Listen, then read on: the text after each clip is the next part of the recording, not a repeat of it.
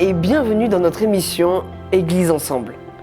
Aujourd'hui, nous retrouvons le pasteur Philippe Anquetil qui va nous partager une petite réflexion autour d'une prédication qui a pour titre « Une guérison en 2 temps ». Comme d'habitude, vous le savez, un pasteur se tient dans le chat si vous avez des questions. Quant à moi, je vous dis à tout à l'heure. Bon visionnage.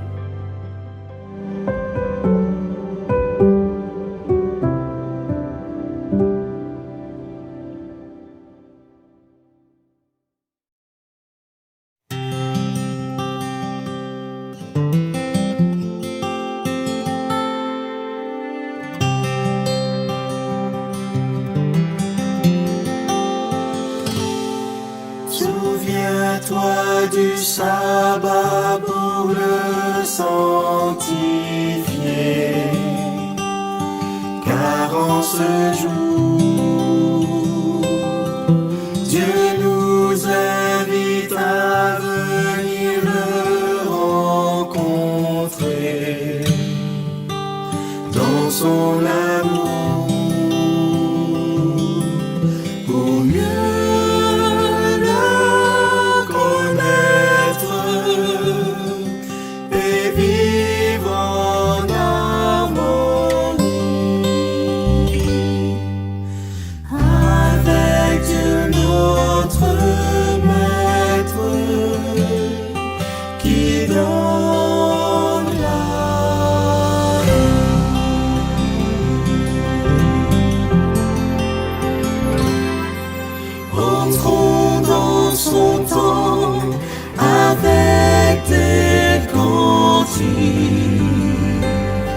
pour l'adorer. Remplissons ce lieu de nos voix de musique pour le louer. Merci à notre Père pour le jour du sabbat, pour ce point de repère avec toi.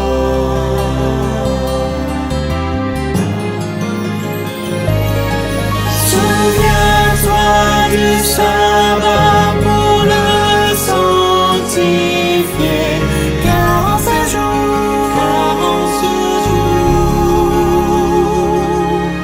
Dieu nous invite à venir le rencontrer dans son amour, pour mieux le connaître et vivre en harmonie avec Dieu notre Maître qui donne la vie.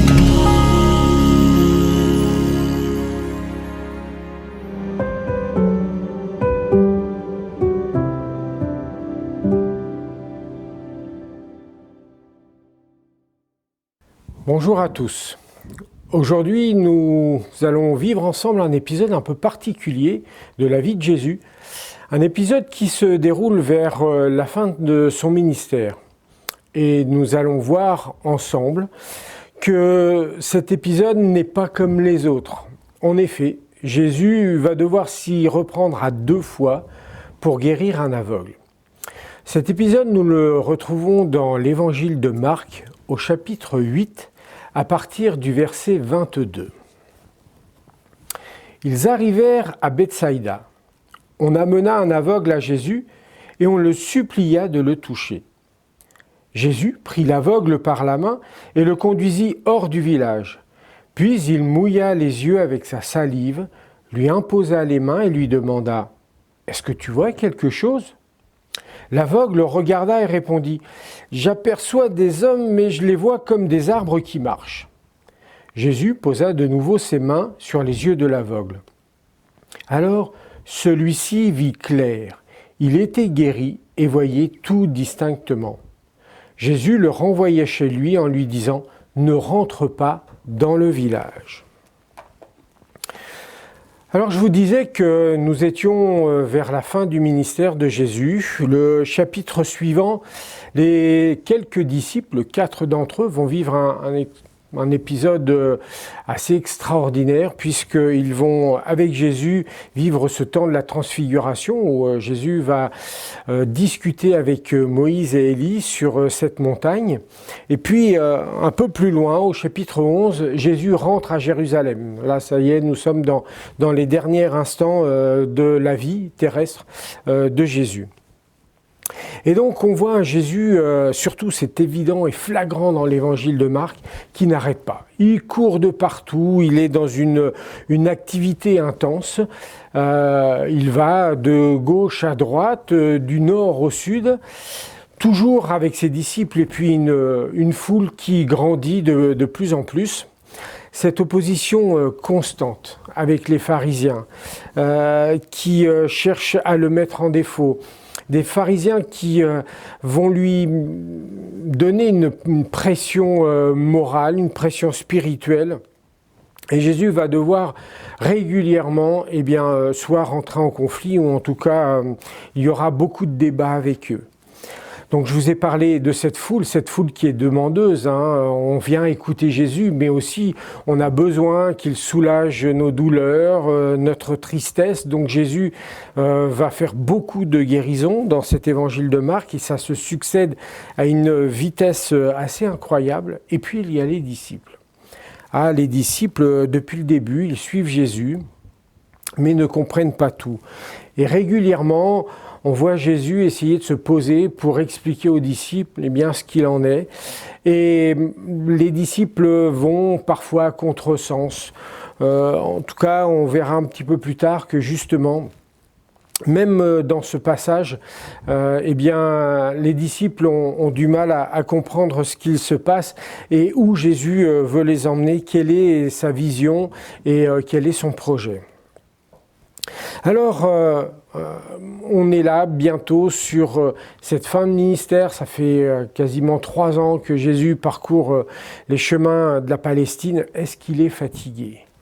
Est-ce que il a besoin de se reprendre, d'avoir un petit peu de repos? On voit que à chaque fois que Jésus se met à l'écart pour être en communion avec son Père, c'est souvent tard le soir ou tôt le matin. Il doit avoir peut-être des petites nuits et besoin de récupérer. Alors peut-être qu'il est fatigué et qu'il n'est pas à 100% de ses moyens, d'où le fait de devoir s'y reprendre à 2 fois lors de cette guérison. Et puis on trouve ce texte uniquement dans l'évangile de Marc. Peut-être que les autres disciples n'ont pas eu envie de relater une sorte de loupé que Jésus aurait eu et donc Marc est le seul à citer cet épisode. Mais nous allons voir ensemble qu'une lecture un petit peu plus approfondie nous ouvre d'autres pistes de réflexion.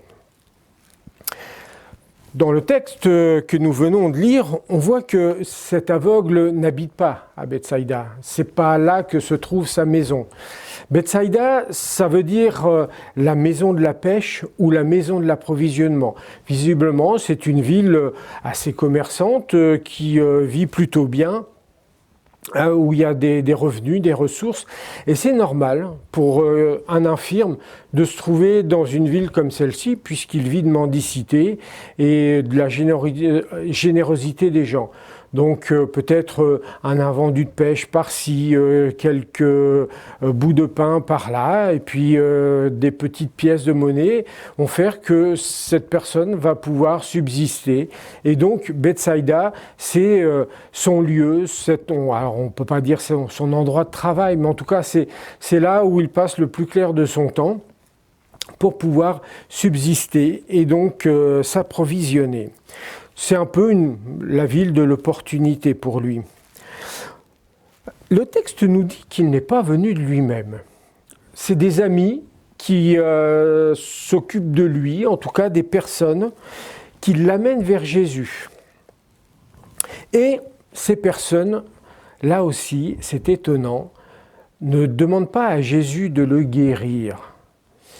Ces personnes demandent à Jésus de le toucher. Ils demandent à Jésus une forme de contact, de proximité. Et on voit que Jésus répond à cette demande puisqu'il va toucher plusieurs fois l'aveugle, il le prend par la main, il le conduit en dehors du village, et puis même pour ces temps de guérison, il y aura 2 impositions des mains. Cet aveugle ne demande rien. C'est ses amis qui le prennent en charge et à aucun moment il formule sa volonté d'être guéri. Et d'ailleurs, Jésus non plus ne lui demande rien, puisque les choses vont se faire en tout cas silencieusement dans un premier temps. Les échanges auront lieu dès la première imposition des mains. Et Jésus répond à ce besoin de contact. Ses amis devaient sans doute le connaître et savoir ce qui lui manquait le plus, quel était son besoin premier. Et on voit un Jésus qui le conduit hors du village. Pourquoi cette guérison ne se fait-elle pas sur l'instant présent? Ça aussi, nous le verrons tout à l'heure. Alors le premier renseignement que l'on peut tirer déjà à la lecture de ce texte, eh bien, c'est de répondre aux premiers besoins. Lorsque nous aidons quelqu'un, une personne vient vous voir, évoque ses problèmes, ses soucis. Bien souvent, nous sommes dans l'analyse de la situation et nous sommes en train de réfléchir à quelle serait la meilleure solution pour mon ami, pour le sortir de ce mauvais pas. Et alors, nous commençons à échafauder des plans, des solutions, et là, après notre analyse, que nous estimons pertinente, c'est là que l'on présente notre solution. Et parfois, c'est sans tenir compte du besoin profond, du besoin premier de la personne qui vient se confier à nous. Il arrive parfois que des gens ont froid, mais ont d'abord besoin de chaleur humaine. Que d'autres personnes ont faim, mais qu'ils ont envie de se rassasier de relations et d'attention. Ce texte, en tout cas, nous invite, dans l'attitude de Jésus, à être à l'écoute et à répondre aux besoins premiers des autres. Et ensuite, nous pourrons répondre aux autres besoins. Ce non-voyant est littéralement pris en main par Jésus. Jésus va le prendre par la main et va le sortir du village. Et une fois que ce contact de proximité, ce Jésus qui dit « Regarde, je suis là, je te tiens par la main, tu peux me suivre maintenant », une fois que ce contact-là est établi, eh bien, le processus de guérison va pouvoir commencer. Et puis voilà, le processus de guérison démarre, mais ça ne fonctionne pas. Il y a une confusion dans la vision. Lorsqu'on lit Marc, alors il faut aller un petit peu plus loin et aller dans l'original en grec, on s'aperçoit que l'auteur s'amuse avec les mots. En effet, le verbe voir, en grec c'est le mot blépo, est utilisé 5 fois dans ce texte. Et sur ces 5 fois, il est utilisé 3 fois avec 3 préfixes différents. Ça veut dire qu'il y a plusieurs façons de voir. Donc, le problème dans cette guérison, et ça vous l'avez compris, le problème ce n'est pas Jésus, mais c'est la façon de regarder. Le premier regard, dans les verbes en grec, le premier regard est superficiel. Il est rapide, il est imprécis. Alors que le deuxième regard est attentif, il est posé, il est précis. Donc il y a différentes façons de voir, et ces différentes façons de voir les autres, de voir la vie, de me voir moi, vont automatiquement m'inciter à me positionner d'une certaine manière et vont orienter mes choix et mes actions. Je vous donne juste quelques traductions du verset 25 par rapport à cette première mention du verbe voir, lorsque l'aveugle retrouve la vue. Donc, quand l'aveugle regarda fixement, quand l'aveugle regarda droit devant lui, quand l'aveugle rouvrit grand les yeux. Ce deuxième regard, eh bien, c'est un regard qui est intentionnel, un regard qui est vraiment d'une précision remarquable et qui va lui permettre d'affiner sa vue. En grec, le mot qui est utilisé, le verbe blépo, eh bien, c'est une forme rare qu'on utilise ici, et on pourrait la traduire par voir à travers, voir au-delà. Comme si on voyait à travers les choses ou qu'on voyait au-delà des apparences. Alors, avoir une bonne vue, c'est évidemment discerner correctement les choses. Et c'est là tout l'enjeu de cette guérison. De ne pas se contenter d'avoir une vue superficielle, même d'arriver à confondre des arbres qui marchent ou des hommes qui ressemblent à des arbres. Non, non, le but de cette guérison, c'est d'être dans un discernement total. Et parce que derrière cela, derrière cette notion de discernement, eh bien, il y a un message. Car l'aveugle n'est pas le seul à devoir être guéri. Dans le chapitre 23 de l'évangile de Matthieu, Jésus va s'en prendre assez durement aux scribes et aux pharisiens. Il va dire que ce sont des aveugles insensés ou que eux-mêmes sont des conducteurs aveugles. Et donc, ces chefs religieux ont besoin aussi d'une guérison de la vue, ont besoin aussi de discernement. Mais plus étonnant encore, ce sont les disciples. Les disciples qui ont besoin de cette guérison, qui ont besoin de retrouver la vue. Au verset 18 du chapitre 8 de Marc, donc dans ce même chapitre, Jésus va dire « Vous avez des yeux et vous ne voyez pas ». Au verset 21, il va dire « Ne comprenez-vous pas encore ?» Mais quelle est votre fausse vision des choses pour que vous n'arriviez pas à cette compréhension qui, en tout cas d'après Jésus, paraît évidente. Au verset 29, on voit un Pierre qui voit en Jésus le Messie. Et là, enfin, Pierre a un éclair de génie, a une juste vision des choses. Il va déclarer Jésus comme le Messie. Mais on s'aperçoit que dans les phrases qui suivent, déjà, il refuse le projet que Jésus présente. Il ne voit pas le sens de la mission de Jésus. On est vraiment dans une mauvaise vision des choses. Et le chapitre suivant, le chapitre 9, je vous en ai parlé à l'instant tout à l'heure, de dire 4 disciples vont voir des choses que personne ne pourront voir que eux 4. Puisqu'ils vont voir Jésus avec Moïse et Élie sur cette montagne et ils vont entendre la voix de Dieu. Cette vision va les propulser vraiment hors de leur quotidien terrestre. Et ça, c'est quand même interpellant parce que là, on a un véritable paradoxe. Nous pouvons vivre aux côtés de Jésus sans comprendre les enjeux et les défis qui se déroulent autour de nous. On peut être à côté de Jésus et ne pas bien voir les choses, avoir besoin de guérison nous aussi. Tout simplement parce que bien souvent nous sommes concentrés sur nous-mêmes, sur notre bien-être ou parfois dans un tourbillon d'activités, même d'activités religieuses. On fait beaucoup de choses dans l'Église, pour les autres, ou alors on est aussi auto-centré sur notre salut, sur cette pression que l'on se met de dire nous devons être sauvés et nous oublions complètement ce qui se passe autour de nous.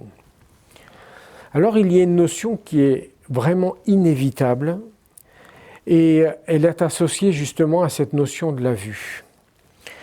Parce que si je vois mal, il est tout à fait logique que je ne puisse être pas vu par les autres. Et donc, ça fausse ma relation aux autres et le témoignage que je pourrais avoir. La puissance de mon vécu n'aura pas l'impact souhaité, tout simplement parce que je suis dans une mauvaise compréhension de Dieu et ça se reflète sur mon attitude et sur la manière de témoigner de l'Évangile. Alors il y a une dernière remarque par rapport à ce texte. Donc vous avez compris que finalement Jésus, c'est pas lui qui a fauté dans ce miracle en 2 temps, mais que cet aveugle avait besoin d'expérimenter une vision vraiment précise et de se concentrer, lui, sur ce qu'il devait voir et ce qu'il voulait voir. Et donc cette dernière remarque concerne cette demande expresse de Jésus, où il dit à cet aveugle, eh bien, maintenant que tu es guéri, surtout tu ne retournes pas au village, tu rentres chez toi dans ta maison. Alors pourtant, Bethsaïda, c'est littéralement la maison de l'approvisionnement, donc l'endroit où je peux gagner ma vie. Mais c'est l'endroit aussi où cette personne a absolument tous ses repères. Je vais vous raconter une histoire que j'ai vécue il y a quelques années avec un ami non-voyant. Et lorsque la première fois que je suis allé chez lui, je vous avoue que j'ai été impressionné. Tout d'abord, lorsqu'il m'accueille à la porte, derrière lui, la maison est dans l'obscurité la plus totale. Il n'a pas besoin de lumière pour se déplacer chez lui. Mais quand il vous fait entrer, systématiquement, il va ouvrir chaque interrupteur pour que vous soyez dans la lumière et que vous puissiez voir où vous êtes et où vous allez. Et donc, c'est un ami qui était kinésithérapeute, et donc il me fait visiter son cabinet, son bureau, et puis il me dit, tiens, viens, on va boire un petit verre dans la cuisine. Donc il se dirige vers la cuisine, il me dit, et on s'assoit. Il me dit, bon, alors qu'est-ce que tu veux ? J'ai du sirop ou tu veux un jus de pomme ? Et puis, il se lève, ouvre le placard, là où il y a les verres, il prend les verres sans tâtonnement, il les pose sur la table et il prend la bouteille du jus que j'ai choisi, la bonne, alors qu'il y en avait d'autres à côté. Et puis, il me sert, alors ça ne déborde pas. Son doigt est juste en haut du verre et dès que le liquide touche le doigt, il s'arrête. Et puis, nous discutons. Et au bout d'un moment, il me dit, oh là là, j'ai des problèmes avec ma piscine. Tiens, alors, viens voir, on va sortir et on va aller voir ce problème d'affaissement des dalles. Et donc, on sort de la cuisine, il y a une petite terrasse de quelques mètres, on marche sur la terrasse, il y a 3-4 marches, il descend les marches dans la foulée, se dirige droit vers la piscine, et là, à un moment donné, j'ai envie de lui dire, attention, tu vas tomber, et hop, à quelques centimètres, paf, il bifurque, et nous faisons le tour comme ça de cette piscine. Au bout d'un moment, je lui dis, mais enfin, comment tu fais ? J'ai l'impression d'être en compagnie d'un voyant, pas une seule fois, tu hésites. Et il me dit, mais j'ai la carte de ma maison dans ma tête. Je sais exactement combien j'ai de pas à faire sur cette terrasse pour arriver à la première marche, combien il y a de marches et combien il y a de pas de ces marches jusqu'à la piscine, combien je dois faire de pas pour faire le tour de la piscine et tourner au bon moment. Et puis chez moi, tout est à sa place. Les bouteilles de jus sont toujours rangées dans le même ordre et je sais exactement laquelle est à cet endroit-là. Et il me disait, ce qui était pas évident, c'est que bon, il avait des enfants qui étaient grands maintenant, mais il dit quand les enfants étaient jeunes, il laissait les portes entrouvertes, les chaises n'étaient pas bien rangées autour de la table, il y avait des choses qui traînaient. Et là, j'ai pris quelques bleus. Et donc, cet ami avait établi des repères qui étaient des repères dans l'espace et qu'il avait intégrés mentalement. Et donc tout était imagé, était précisément représenté dans son esprit. Et ce texte est en train de nous dire qu'il n'est pas possible de rencontrer Jésus et de continuer à vivre sa vie d'avant. Si cet aveugle était retourné à Bethsaïda, il aurait repris ses habitudes, il aurait repris les mêmes repères, peut-être même refait les mêmes gestes. Il aurait une vie de voyant en ayant des attitudes de non-voyant. Rencontrer Jésus, guérir de ce qu'il nous guérit, de nos maladies, de nos faiblesses, nécessite obligatoirement de changer de repère. Jésus nous ouvre les yeux à une autre vie. C'est le message de ce texte et c'est ce que je nous invite à vivre ensemble, que le Seigneur transforme nos vies et que nous puissions voir réellement qui il est. Amen. Merci à Philippe Anquetil pour ce moment partagé. Vous le savez, vous pouvez donner vos offrandes en cliquant dans les liens qui se trouvent dans la description. Je vous dis bon sabbat et à la semaine prochaine.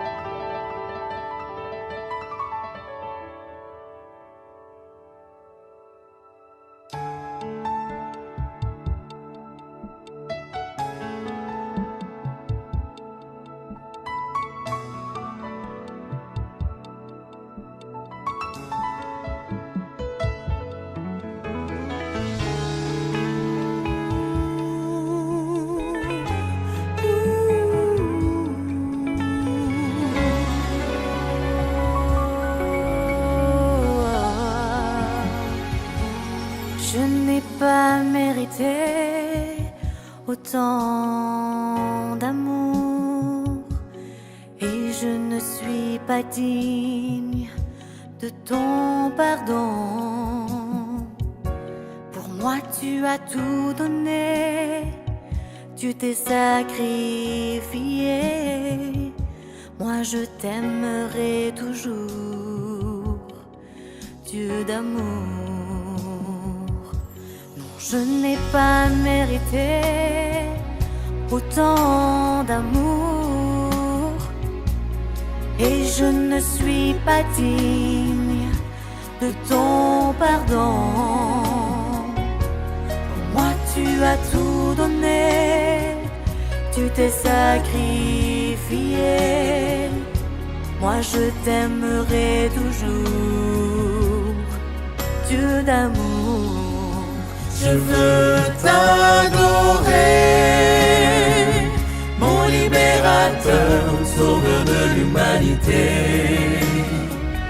venu pour nous délivrer. J'élèverai mes mains vers le ciel, car c'est toi qui dans ma vie est essentiel. Le bonheur à tes côtés est éternel. J'élèverai ma voix pour te célébrer. Tu m'as libéré.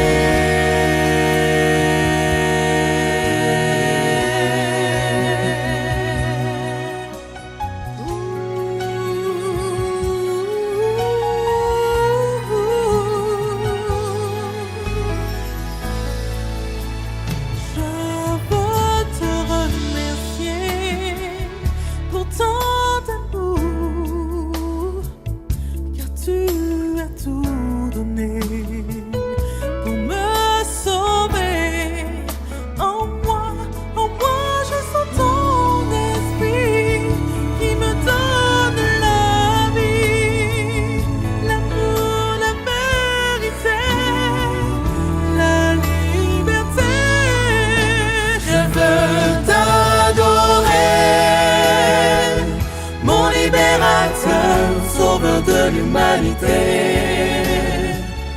venu pour nous délivrer.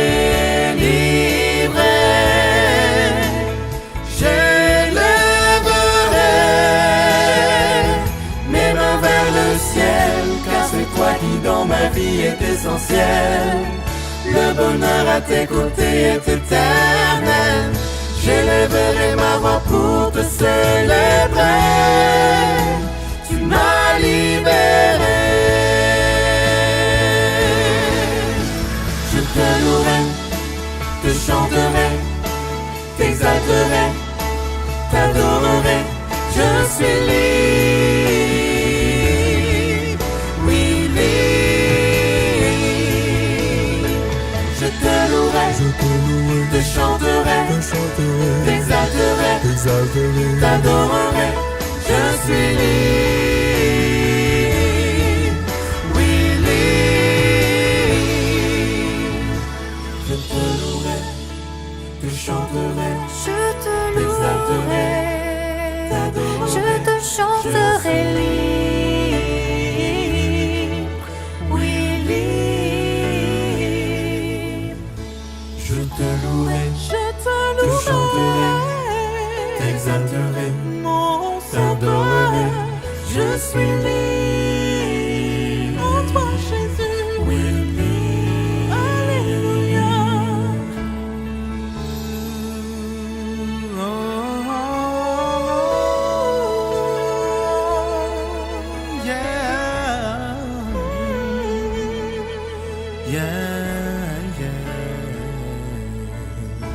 Je te louerai, te chanterai, t'exalterai, t'adorerai.